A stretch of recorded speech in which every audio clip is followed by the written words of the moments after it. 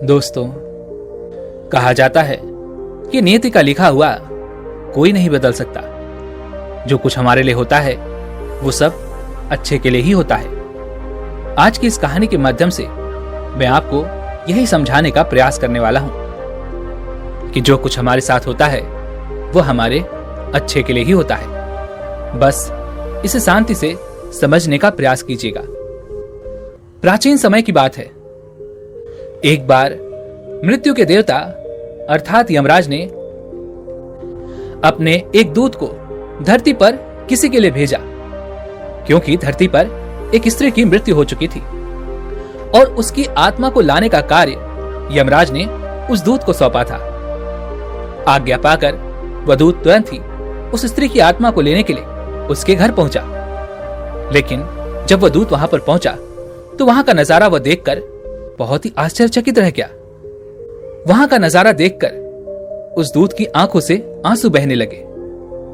उस दूत ने देखा कि उस छोटे से घर में वह स्त्री जमीन पर मरी पड़ी हुई है और साथ ही उसकी 3 बेटियां भी हैं जो अभी बहुत छोटी हैं, जिसमें से सबसे छोटी बेटी अपनी मां के गले लगी हुई है और वह तीनों ही अपनी मां को पुकार रही हैं, उसे जगाने का प्रयास कर रही हैं, लेकिन उनकी मां नहीं उठ रही। उन तीनों का उनकी मां के अलावा और कोई नहीं था। उनके पिताजी पहले ही गुजर चुके थे और अब उनकी मां भी उन्हें छोड़कर जा चुकी थी। यह सब देखकर वह देवदूत इस दुविधा में पड़ गए कि अब मैं क्या करूं।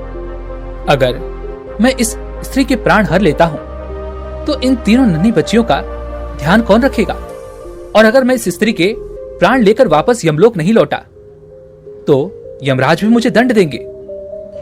यह सब देखकर वह काफी सोच विचार में पड़ गए। अब उन्हें समझ ही नहीं आ रहा था कि वो क्या करें। काफी देर सोच विचार करने के बाद उन्होंने तय किया कि वह बिना प्राण लिए ही यहां से खाली हाथ लौट जाएंगे। इसलिए वह उस स्त्री के प्राणों को बिना हरे हुए वहां से वापस लौट जाते हैं। जब वह दूत यमराज के पास पहुंचता है तो वहां पहुंचकर वह यमराज से कहता है, हे प्रभु, मुझे क्षमा कीजिएगा, मैं उस स्त्री के प्राण ना ला सका। उस दूत के मुख से यह सुनकर यमराज बहुत क्रोधित हो उठे। तभी वह दूत यमराज से कहता है, हे प्रभु, शायद आप वहां की स्थिति नहीं जानते। अगर आप भी मेरी जगह होते तो शायद आप भी यही निर्णय लेते। उस स्त्री की 3 छोटी बेटियां हैं और वह तीनों ही अपनी मां से लिपट कर रो रही हैं, उसे जगाने का प्रयास कर रही हैं। उनमें से एक तो अब भी उसके गले से लिपटी हुई है। उसके पिता तो पहले ही मृत्यु को प्राप्त हो चुके हैं और अब उन तीनों का ख्याल रखने के लिए उनकी मां के अलावा और कोई नहीं है। अब आप ही बताइए, ऐसी स्थिति में मैं उस स्त्री के प्राण कैसे हर सकता हूं। उन बच्चियों की यह दुर्दशा देखकर, उनके ऐसे हालात देखकर मेरा मन पिघल गया और इसी कारण मैं उस स्त्री के प्राण ना ला सका। यदि मैं उस स्त्री के प्राण लेकर आ जाता तो वे बच्चियां अनाथ हो जाती और फिर उनकी देखभाल कौन करेगा। ये जग जहां कोई एक दूसरे का नहीं है, ऐसे जग में उनका साथ कौन देगा। हे प्रभु, क्या ऐसा नहीं हो सकता कि हम उस स्त्री को जीवन दान दे दें, हम उसे थोड़ा सा और वक्त दे दें ताकि वह अपनी बच्चियों का पालन पोषण कर सके और वे बच्चियां भी अनाथ होने से बच जाएं। उस दूत के मुख से यह सुनकर यमराज का क्रोध शांत हो गया और वह जोर जोर से हंसने लगे और यमराज ने उस देवदूत से कहा, लगता है तुम ज्यादा समझदार हो चुके हो। क्या तुम भूल चुके हो कि यह जीवन हमें परमात्मा की मर्जी से मिलता है और उन्हीं की मर्जी से हमें मृत्यु भी मिलती है। तो तुम ऐसा क्यों सोच रहे हो कि वह तीनों बच्चियां अनाथ हो जाएंगी और उनकी देखभाल करने के लिए कोई नहीं रहेगा। अच्छा ठीक है, तुम मुझे यह बताओ, क्या तुम मुझे यह आश्वासन दे सकते हो कि यदि मैं उस स्त्री के प्राण ना हरूं और उसे थोड़ा सा जीवन और दान दे दूं तो क्या उनके दुख समाप्त हो जाएंगे। इस पर वह देवदूत कहता है, हाँ अवश्य प्रभु, यदि आप उस स्त्री के प्राण ना हरे तो उसे कुछ समय मिल जाएगा और वह अपनी बच्चियों का पालन पोषण अच्छे से कर सकेगी और फिर उनके जीवन में कभी कोई दुख नहीं होगा। तभी वह यमराज उस देवदूत से कहते हैं, तुमने उस स्त्री के प्राण ना हर कर बहुत बड़ा पाप किया है और इसकी सजा तो तुम्हें भुगतनी ही पड़ेगी। और तुम्हारी सजा यही है कि तुम्हें पृथ्वी पर फेंक दिया जाए और तब तक तुम वापस नहीं आ सकते जब तक कि तुम्हें तुम्हारी गलती का एहसास नहीं होता और जब तक तुम अपनी मूर्खता पर 3 बार हंसोगे नहीं। वह देवदूत भी यमराज की बात हंसी हंसी स्वीकार कर लेता है, क्योंकि उसे खुद पर पूरा विश्वास था कि उसने बिल्कुल सही निर्णय लिया है। उसने कोई भी गलती नहीं की है और जब उसने कोई गलती की ही नहीं तो वह अपनी मूर्खता पर क्यों हंसेगा। उसके बाद यमराज उस देवदूत को जमीन पर फेंक देते हैं। उस समय ठंड का मौसम चल रहा था, कड़ाके की ठंड पड़ रही थी। ऐसी सर्दी थी कि सभी का हाल बेहाल हो जाए और यमराज ने उस देवदूत को नग्न अवस्था में ही पृथ्वी पर फेंक दिया था। उसके शरीर पर एक भी कपड़े नहीं थे। धरती पर गिरने के बाद वह देवदूत नग्न अवस्था में सड़क के किनारे पर पड़ा हुआ था। तभी उसी राह से एक व्यक्ति होकर गुजर रहा था जो कुछ पैसों का इंतजाम करके अपने बच्चों के लिए कुछ गर्म कपड़े और कंबल लेने के लिए बाजार जा रहा था। तभी उसकी नजर उस देवदूत पर पड़ी। उसने देखा कि वह व्यक्ति नग्न अवस्था में है और इस कड़ाके की ठंड में वह ठिठुर रहा है। यह नजारा देख उस व्यक्ति को उस पर दया आ गई, इसलिए उसने अपने बच्चों के लिए गर्म कपड़े व कंबल लेने की बजाय उस नग्न देवदूत के लिए कपड़े और कंबल खरीद लिए। वह गर्म कपड़े और कंबल लेकर उस देवदूत के पास पहुंचा और उन देवदूत को थमा दिया और कहा, इन कपड़ों को पहन लो, इस कंबल को ओढ़ लो, नहीं तो इस कड़ाके की ठंड में तुम्हारा हाल बेहाल हो जाएगा। तुम्हें ठंड लग जाएगी और तुम्हारी तबीयत भी बिगड़ जाएगी, इसलिए इसे पहन लो। उस व्यक्ति की यह बात सुनकर वह देवदूत उस व्यक्ति से कहता है, भाई मेरा कोई नहीं है, मैं अकेला हूं, मैं अनाथ हूं, मेरा कोई परिवार नहीं है और ना ही मेरे पास कोई घर है। इस भयानक ठंड में मैं कहां रहूंगा। उस देवदूत की यह बात सुनकर वह व्यक्ति उस देवदूत से कहता है, कोई बात नहीं भाई, तुम मेरे साथ चलो, चिंता मत करो, तुम मेरे घर पर रह सकते हो। तुम जितना दिन चाहो तुम उतना दिन आराम से रहना, लेकिन मेरी एक बात याद रखना कि जो पैसे मैं लेकर आया था उन पैसों से मैं अपने बच्चों के लिए गर्म कपड़े और कंबल खरीदने वाला था, लेकिन तुम्हारी यह दुर्दशा देखकर मुझे तुम पर दया आ गई और मैंने तुम्हारे लिए उन पैसों को खर्च कर दिया और उन पैसों से मैंने तुम्हारे लिए गर्म कपड़े और कंबल ले लिए हैं। इस बात को तुम अपने तक ही रखना, अन्यथा यह बात यदि मेरी पत्नी को पता चल जाएगी तो वह मुझ पर बहुत क्रोध करेगी और हो सकता है कि मेरे साथ साथ वह तुम्हें भी भला बुरा कहे। इसलिए तुम शांत रहना, देखते ही देखते सब कुछ शांत हो जाएगा। इतना कहकर वह व्यक्ति उस देवदूत को अपने घर ले गया, लेकिन उस व्यक्ति को यह नहीं पता था कि जिस व्यक्ति को घर ले जा रहा है वह एक देवदूत है और ना ही उसकी पत्नी को पता था। जैसे ही वह व्यक्ति उस देवदूत को लेकर घर पहुंचा, उस व्यक्ति की पत्नी उस पर बरस पड़ी। वह उससे कहने लगी, क्यों जी, आप तो बच्चों के लिए गर्म कपड़े और कंबल लेने गए थे, वो कहां पर है। अपनी पत्नी के मुख से यह सुनकर उस व्यक्ति ने अपनी पत्नी को सारी बातें बता दी और आगे वह अपनी पत्नी से कहता है, देखो हमारे पास तो फिर भी कपड़े हैं जिससे हम 1 साल और गुजार सकते हैं, लेकिन इस बेचारे के पास तो कुछ भी नहीं था। यह तो नग्न अवस्था में सड़क के किनारे पड़ा हुआ था और इस कड़ाके की ठंड में यदि इसे कुछ हो जाता तो क्या होता। अगर मैं इसकी मदद नहीं करता तो हो सकता है कि यह इस ठंड में वहीं पर दम तोड़ देता। ये बेचारा है, असहाय है, इसका रहने का भी कोई ठिकाना नहीं है, इसीलिए मैं इसे अपने साथ ले आया हूं। अपने पति के मुख से यह सुनकर उस व्यक्ति की पत्नी और भी ज्यादा क्रोधित हो उठी। वह कहती है, हमने क्या धर्मशाला खोल कर रखी है जिसे जब चाहो आप घर पर लेकर आ जाओ? यहाँ खुद के खाने के लाले पड़े हुए हैं और हम दूसरों के खाने की व्यवस्था भी कर रहे हैं। इस कड़ाके की ठंड में मैंने आपको बच्चों के लिए गर्म कपड़े और कंबल लाने भेजा था, परंतु आपने तो सारे पैसे इस व्यक्ति पर खर्च कर दिए। पता नहीं कौन है और कहां से आया है। क्या आपको हमारी थोड़ी भी फिक्र नहीं है? क्या आपको अपने बच्चों की थोड़ी भी फिक्र नहीं है? इसी तरह उस व्यक्ति की पत्नी क्रोधित होकर अपने पति को भला बुरा कहने लगती है। वह देवदूत भी यह सब चुपचाप खड़ा होकर देख रहा था और तब पहली बार उस देवदूत को अपनी मूर्खता पर हंसी आई। वह व्यक्ति जब उस देवदूत को हंसते हुए देखता है तो उससे कहता है, क्यों भाई, क्यों हंस रहे हो? मुझे भला बुरा सुनने को मिल रहा है इसलिए? या फिर मेरी पत्नी मुझे इस तरह से डांट रही है, यह सुनकर तुम्हें हंसी आ रही है? इस पर वो देवदूत कहता है, नहीं नहीं भाई, ऐसी कोई बात नहीं है। मैं क्यों हंस रहा हूं ये तो मैं तुम्हें नहीं बता सकता, लेकिन जिस दिन मुझे मेरी मूर्खता पर 3 बार हंसी आ जाएगी उस दिन मैं तुम्हें सब कुछ बता दूंगा। अभी मैं तुम्हें कुछ नहीं बता सकता, क्योंकि वह देवदूत ये जानता था कि उस व्यक्ति ने जिसे घर में लाया है वह एक देवदूत है और उसके आने से घर में खुशियों के द्वार खुल जाएंगे।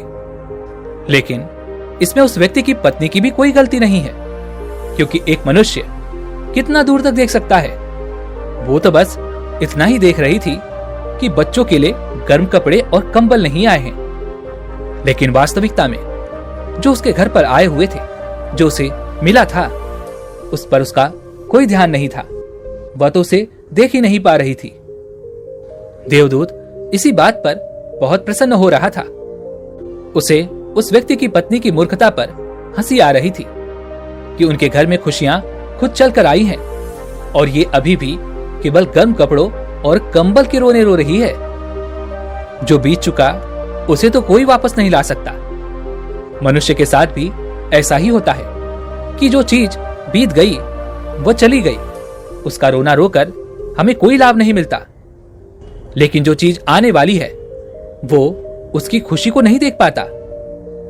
जो बीत गया हम उसे वापस तो नहीं ला सकते, लेकिन जो कल आने वाला है हम उसकी खुशियों के लिए प्रबंध अवश्य कर सकते हैं। बीते हुए कल की बातें लेकर बैठे रहोगे तो आपको कुछ भी हासिल नहीं होगा। आपके हाथ केवल दुख ही रह जाएंगे। और अगर आप अपने आज में काम करोगे तो आने वाले दिनों में आपके पास खुशियां लौट ही आएंगी। इसलिए जो बीत गया है उसे जाने दो, जो आने वाला है उसका स्वागत करो। लेकिन उस व्यक्ति की पत्नी तो अब भी केवल उसी के लिए दुखी थी जो बीत चुका था। देखते ही देखते दिन बीतने लगे। करीब 10 दिनों तक वह देवदूत उस व्यक्ति के पास ही रहा। वह व्यक्ति एक मोची था और देवदूत ने भी केवल 10 दिनों के भीतर ही मोची का सारा काम सीख लिया था और वह जूते भी बनाने लगा था। और कुछ ही दिनों में उस देवदूत के बनाए हुए जूते भी बहुत धड़ल्ले से बिक रहे थे। उस मोची की घर की पूरी काया पलट हो चुकी थी। अब उस मोची के घर में सभी प्रकार के सुख थे, सुविधाएं थी। उसके घर पर पैसों की कोई कमी नहीं थी। कुछ ही महीनों में वह मोची अब बहुत अमीर हो चुका था। उसकी ठाट बाट किसी राजा महाराजा से कम नहीं रह गई थी। उस देवदूत के द्वारा बनाए गए जूते सभी राज्यों में प्रसिद्ध होने लगे थे। आसपास के सभी राज्यों में भी यह बात फैल चुकी थी कि उस मोची के यहाँ पर बहुत अच्छे जूते बनते हैं और उसके जैसा जूता तो और कोई नहीं बना सकता। जिस कारण आसपास के राज्य के राजाओं के जूते भी उस मोची के पास ही आने लगे। घर में धन की बारिश होने लगी थी। सब कुछ बहुत अच्छा चल रहा था। तभी एक दिन उसी राज्य के सम्राट का एक अधिकारी उस मोची के पास आया और उससे कहता है, देखो ये चमड़ा बहुत कीमती है और आसानी से नहीं मिलता, इसलिए सम्राट के लिए जूते बनाने में कोई गलती नहीं होनी चाहिए। इसका एक बहुत ही सुंदर और आकर्षक जूता बनाओ।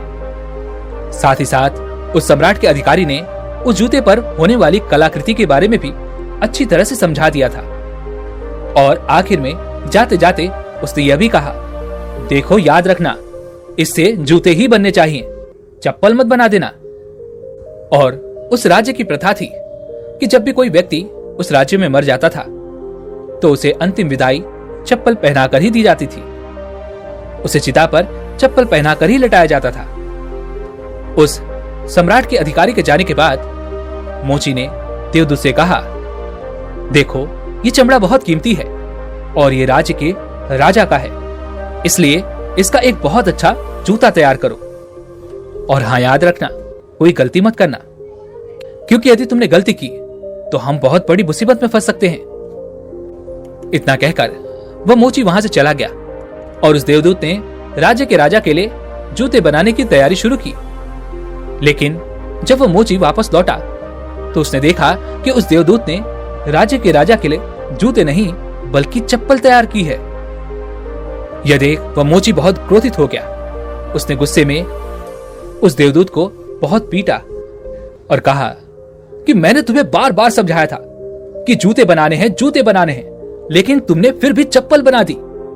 अब इस राज्य का राजा हमें नहीं छोड़ेगा, तुम तो मरोगे ही, साथ में हमें भी ले जाओगे। उस मोची के मुख से यह सुनकर वह देवदूत एक बार फिर से जोर जोर से हंसने लगा। तभी वहां पर सम्राट का वही अधिकारी उस मोची के पास आया और उस मोची से कहने लगा, देखो, जो मैंने तुम्हें जूते बनाने के लिए कहा था उसके जूते मत बनाना, उसकी तुम चप्पल ही तैयार करना, क्योंकि सम्राट की मृत्यु हो चुकी है और सम्राट को अंतिम विदाई अर्थात चिता पर चप्पल पहनाकर ही लिटाया जाएगा। उस अधिकारी के मुख से यह सुनकर उस मोची के हाथों से डंडा छूट पड़ा। उसे तुरंत ही अपनी गलती का एहसास हुआ। उसने तुरंत ही उस देवदूत के पैर पकड़ लिए और कहा, मैं तुम्हें पीटता रहा और तुमने एक बार भी कुछ नहीं कहा। देखो, मुझसे बहुत बड़ी गलती हो गई, मुझे माफ कर दो। तभी वह देवदूत कहता है, भाई कोई बात नहीं, यह तो मेरी अपनी सजा है जो मैं भुगत रहा हूं। तभी वह मोची उस देवदूत से कहता है, किंतु मैंने तो तुम्हें इतना मारा, डंडे से पीटा, लेकिन तुमने एक बार भी मुझे मना नहीं किया, मुझे रोकने का प्रयास तक नहीं किया, बल्कि तुम और जोर जोर से हंसने लगे। ऐसा क्यों? तभी वह देवदूत उस मोची से कहता है, मैंने तुम्हें पहले ही कहा है, जब मैं 3 बार हंस लूंगा तब मैं तुम्हें सब कुछ बता दूंगा, किंतु मैं अभी तुम्हें कुछ नहीं बता सकता। इस संसार में मनुष्य उन्हीं चीजों के पीछे भागता है जिसकी उसे जरूरत नहीं है। हमारा भविष्य अज्ञात है, आगे क्या होने वाला है यह किसी को ज्ञान नहीं, उसे तो सिर्फ परमात्मा ही जान सकते हैं। और वहीं पर मनुष्य अपने बीते हुए अतीत के अनुभव के अनुसार ही निर्णय लेता है और वह यही सोचता है कि पिछली बार तो मेरे साथ कुछ ऐसा हुआ था, कहीं अब की बार भी मेरे साथ ऐसा ही ना हो जाए। किंतु आगे क्या होगा ये कोई नहीं जानता। ठीक उसी प्रकार यह सम्राट भी जिंदा होने पर अपने लिए जूते चाहता था, लेकिन उसके मृत्यु के पश्चात उसे चप्पल चाहिए। ठीक उसी प्रकार भविष्य में मेरा जीवन ऐसा होगा, वैसा होगा, और जो हम भविष्य को लेकर सोचते हैं, विचार करते हैं, अपनी कल्पनाओं में खोए रहते हैं, यह सब बिल्कुल व्यर्थ होता है।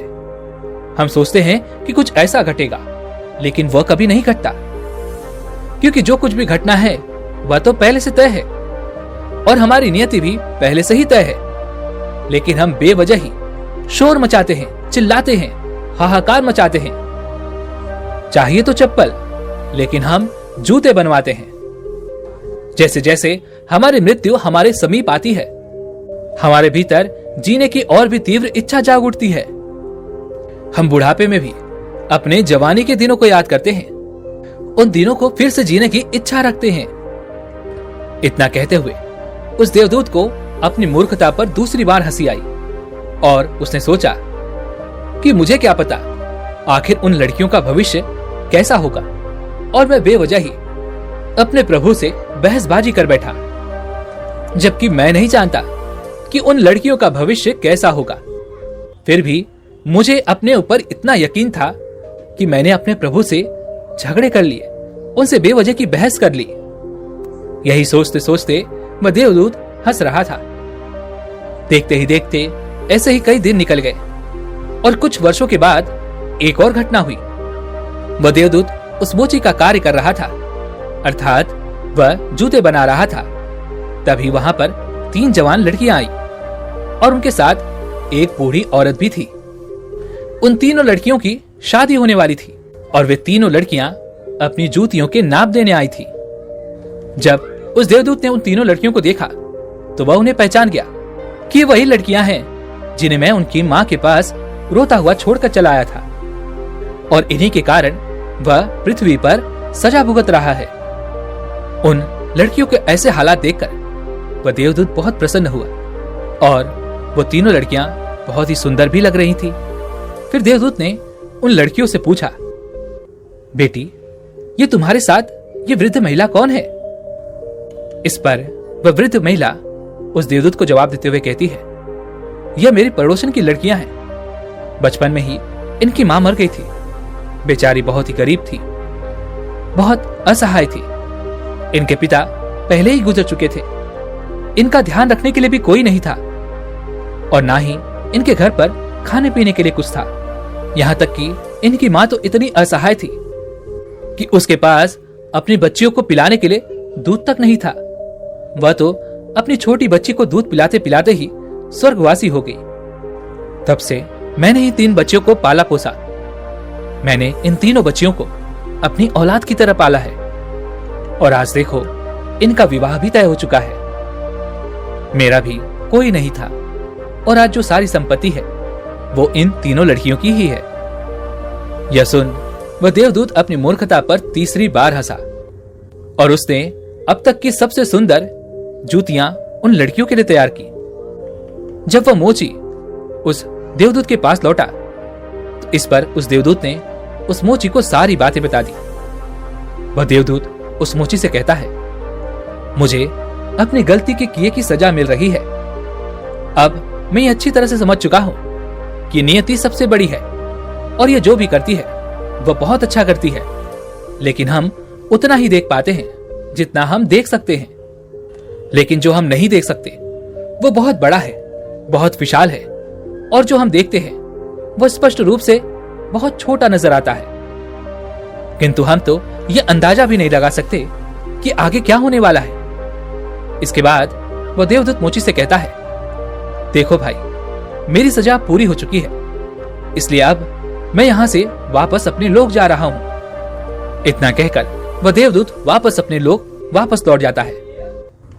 दोस्तों, इस कहानी से हमें यह सीखने को मिलता है कि आज को देखकर हम इस बात का अंदाजा नहीं लगा सकते कि यह घटना हमारे अच्छे के लिए है या फिर बुरे के लिए। समय के साथ हमें सभी चीजों का उत्तर मिल ही जाता है।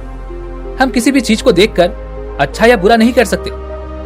महात्मा बुद्ध भी कहते थे कि ना ही अतीत के लिए पश्चाताप करो और ना ही भविष्य की चिंता करो, बस अपने आज में जियो, क्योंकि यही एकमात्र तरीका है जिससे आप सभी चिंताओं से मुक्त हो सकते हैं। क्योंकि चिंता करने से ना तो आपका अतीत बदलेगा और ना ही आपका भविष्य, बल्कि आपकी आज की खुशियां भी आपसे छिन जाएंगी। आप चिंतित रहने लगेंगे, परेशान रहने लगेंगे और देखते ही देखते आपका स्वास्थ्य भी बिगड़ने लगेगा और देखते ही देखते आपके घर की सारी खुशियां भी नष्ट होने लगेंगी, छीन होने लगेंगी। चिंता का कोई भी वास्तविक अस्तित्व है ही नहीं। चिंता तो एक भाव है जो हमारे भीतर पैदा होता है जब हम अपने अतीत या भविष्य के बारे में सोचते हैं, उन पर चिंतित होते हैं। किंतु वास्तविकता तो यही है कि हमारा उन पर कोई नियंत्रण नहीं है, और जो हमारे नियंत्रण में है ही नहीं, यदि आप उसके बारे में सोचेंगे तो क्या आप उस पर नियंत्रण साध लेंगे? बिल्कुल नहीं, बल्कि आप केवल सोच सोचकर अपने भीतर चिंता और तनाव पैदा करेंगे, जिससे आपके भीतर तरह तरह की समस्याएं, परेशानियां और विकारों का जन्म होगा और आपको तरह तरह की बीमारियां घेरने लगेंगी। इसलिए जिन बातों को आप बदल नहीं सकते, जो आपके हाथों में है ही नहीं, उस पर चिंता करके क्या लाभ? जैसे कि आपने देखा होगा कि हम में से अधिकांश लोग भविष्य के बारे में सोचते रहते हैं, भविष्य की चिंता में डूबे रहते हैं, जिससे ना तो वर्तमान के इस सुख का आनंद ले पाते हैं और ना ही वो आने वाले भविष्य में अपने आप को सुखमय बना पाते हैं। यदि आपको सचमुच अपना भविष्य सुखमय बनाना है तो आपको अपना वर्तमान सुखमय बनाना होगा। लेकिन हम तो केवल अपने भविष्य की चिंता में ही लगे रहते हैं। हमारे जीवन में जो भी समस्याएं आती हैं, जो भी परिस्थितियां उत्पन्न होती हैं, उनके बारे में सोचना और उनका समाधान निकालना ये हमारा धर्म है। पर उसी समस्या के बारे में निरंतर सोचते रहना ये एक बीमारी है। जब हमारा ध्यान किसी एक चीज पर अटक जाता है तो हम बार बार केवल उसी चीज पर ध्यान केंद्रित करके रखते हैं। हम फिर चाहें या ना चाहें हमारा मस्तिष्क केवल उसी के बारे में सोचता रहता है, जिस कारण धीरे धीरे हमारी सारी खुशियां खत्म होने लगती हैं। हम चिंता की ओर आगे बढ़ने लगते हैं। किंतु वहीं पर यदि आप सोचने की बजाय अपने कर्म करने पर ध्यान दें, अपने वर्तमान को सुखमय बनाने पर ध्यान दें, तो अवश्य ही आप अपने भविष्य को सुखमय बना ही लेंगे। सभी लोग केवल इस बात पर ध्यान देते हैं कि हमारा भविष्य कैसा होगा, पता नहीं वह अच्छा होगा या फिर बुरा होगा। लेकिन ऐसा करके वह अपने आज की खुशियां खुद ही छीन लेते हैं।